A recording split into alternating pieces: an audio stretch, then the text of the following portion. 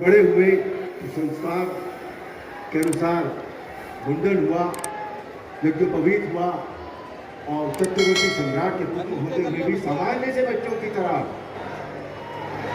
गुरुकुल गए। आज आप सोच सकते हैं कि किसी राजा का बच्चा गुरुकुल चला जाए सामान्य से बच्चों की तरह? नहीं होता, तब होता था और उसका क्या प्रभाव होता था वो भी हम सब ने देखा है।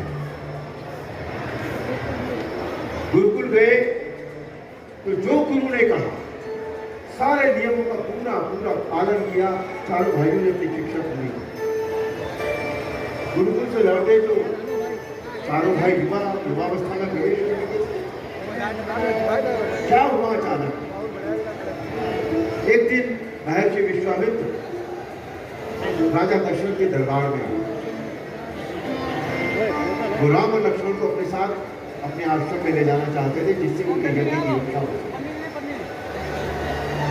क्या आज हम ये बात सोच सकते हैं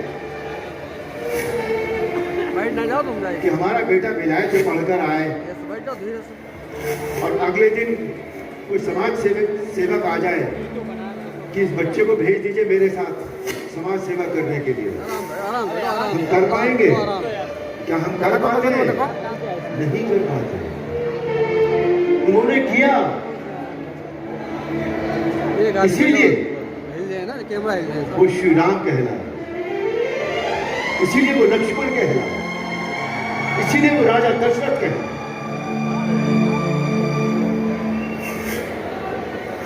भाइयों ने, राम जी ने, लक्ष्मण ने कुछ नहीं सोचा, कोई विरोध नहीं, हंसी खुशी महर्षि विश्वामित्र के साथ वन को चल दिए। ये बहुत बड़ा संदेश है रामायण का कि समाज कल्याण और धर्म की रक्षा के लिए हम जो भी कर सके हमें करना चाहिए। विश्वामित्र जी के साथ जब चले तो राम जी ने ताड़का का वध किया, सुबाहु का वध किया और बहुत से राक्षसों का वध किया और विश्वामित्र जी से ज्ञान भी प्राप्त किया।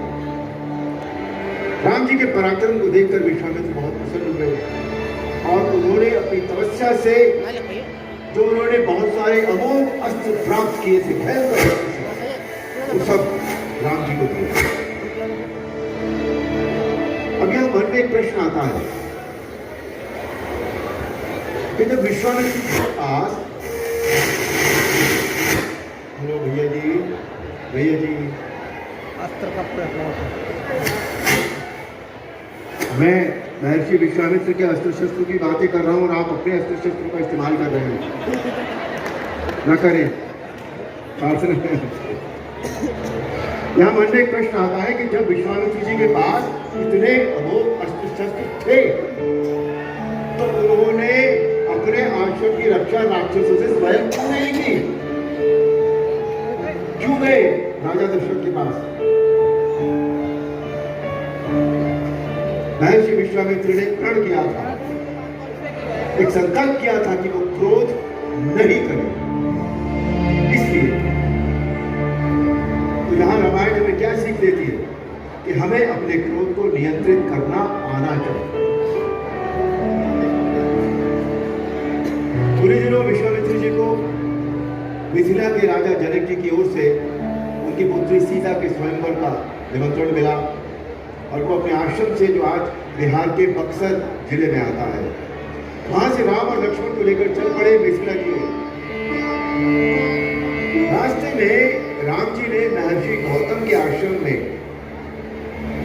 उनके द्वारा त्यागी गई पत्नी अहिल्या को उद्धार किया। अहिल्या के उद्धार से भी रामायण हमें यह बताती है कि जिसे घर परिवार समाज सबने त्याग दिया, वहां तक भी, उस तक भी राम जी पहुंचते हैं और उसका कल्याण करते हैं, उसका उद्धार करते हैं।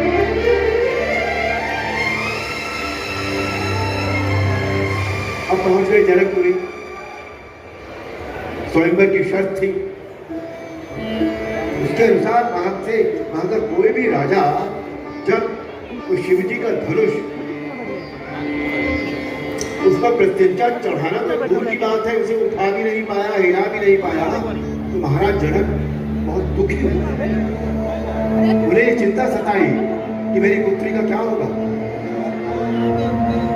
और जब उनसे वो चिंता सहन नहीं हुई तो उन्होंने कुछ ऐसे शब्द कह दिए जो लक्ष्मण जी से सहन नहीं हुए। बस महाराज, बस अब एक भी शब्द और नहीं। जहां एक भी रघुवंशी बैठा हो वहां कोई इस तरह की बात करने का साहस भी नहीं करता। और आप तो श्री राम के सामने वीरता को चुनौती दे रहे हैं। आप इसका परिणाम जानते हैं। मुझे मेरे भैया के चरणों की सौगंध है, यदि मेरे गुरु की आज्ञा में कोई जीव धनुष तो क्या चीज है। मैं पूरे ब्रह्मांड को तेज की तरह उठाकर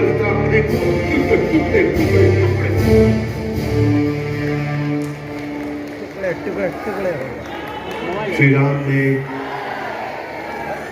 राम ने उन्हें धीरज रखे धनुष की ओर देखा, मुस्कुराए, उठे, धनुष की परिक्रमा की, उसे नमस्कार किया और उठाया, उस पर प्रत्यंचा चढ़ाई और धनुष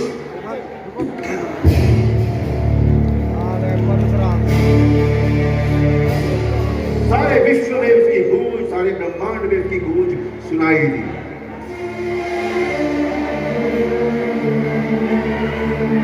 और उसकी गूंज से प्रभावित हुआ एक मनुष्य, एक ऋषि, एक महर्षि, परशुराम जी। परशुराम जी का वहां आगमन हुआ। वो अपने गुरुदेव भगवान शिव के धनुष टूटने से बहुत क्रोधित थे। राम जी ने बड़ी विनम्रता से उन्हें प्रणाम किया और मधुर वाणी में बोला, भगवान, धनुष भंग का दोष मुझसे ही हुआ। आप क्रोध जाकर हम पर कृपा करें। आप हर प्रकार से हमसे श्रेष्ठ हैं। मेरा नाम मात्र 2 अक्षर का है, राम, और आपका नाम परशु सहित बड़ा नाम है, परशुराम। भगवान, मेरा मात्र एक ही गुण है, धनुर्विद्या, और आप जब तब संयम नियम सहित 9 गुणों को धारण करते हैं। हमें अबोध बाला पर सेवक जानकर हमारे अपराधों को क्षमा करें। सब प्रकार हम तुम सन हारे, क्षमा विप्र अपराध हमारे। भगवान श्री राम की मधुर और पूर्ण वाणी सुनकर परशुराम जी समझ गए कि उनका वार्तालाप किससे हो रहा है। उनका क्रोध शांत हो, अपना धनुष और आशीर्वाद देकर वहां से उन्होंने प्रस्थान किया।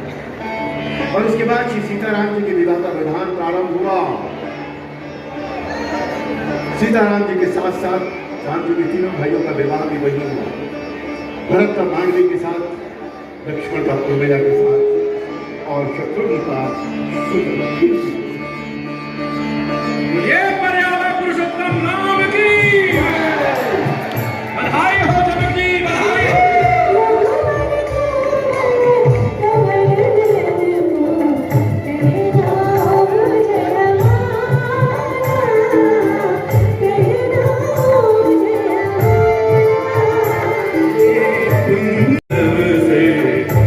नहीं आने वाला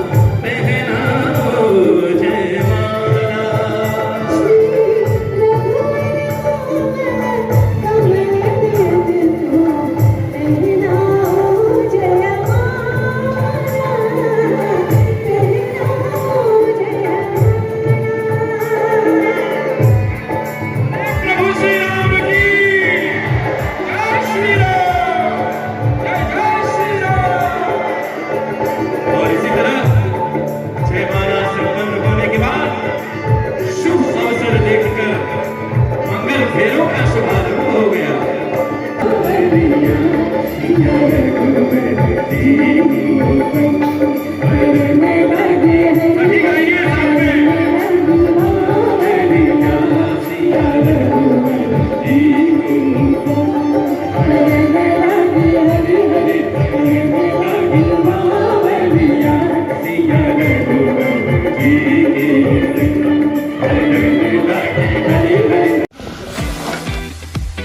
the food court family restaurant यहाँ के खूबसूरत इंटीरियर व शान और सुरम्य वातावरण के साथ आपको मिलेगा वेज और नॉन वेज दोनों का मजा।